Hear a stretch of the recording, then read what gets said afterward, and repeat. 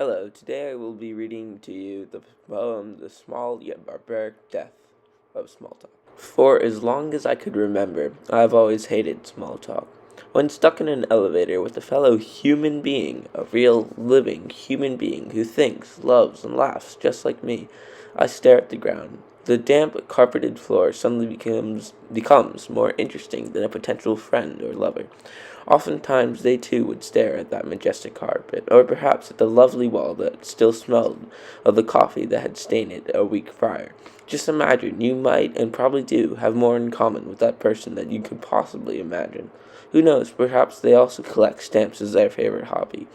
Odds are that in one of those many elevator rides, there was that one special person who would have loved to trade stamps with you. However, I wouldn't advise excitement over these natural encounters, for while it brings sadness into my heart to mention it, Small Talk suffocated, died from malnutrition, and was stabbed through its small beating heart. The funeral was nice, but few attended. Too many people rejoiced that they were now free from the uncomfortable and awkward feelings associated with small talk. No longer would they have to talk to others in the elevator when no more than themselves could occupy the elevators in the issue of public safety.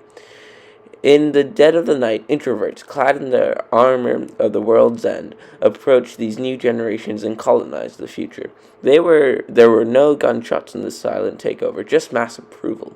Even after these introverts will shed their armor, forged in the fires of the pandemic, they will be unstoppable. The battle has already been won. There will be strongholds left among this new world, a few friendly people from the friendly communities who will continue to greet these cold strangers with a warm smile.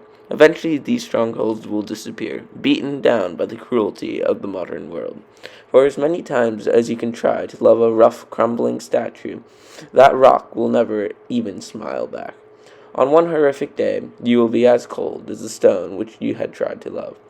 But in today's modern world, you are never alone. You are constantly surrounded with what you are familiar. You are fueled by enablers. Your headphones blasting music that you could listen to any day, at any time. Most importantly, there's your handheld portal, a portal to all the knowledge and distractions of the world, a portal which has seen your face more than the woman who conceived you, a heartless machine which you ensure to never be without.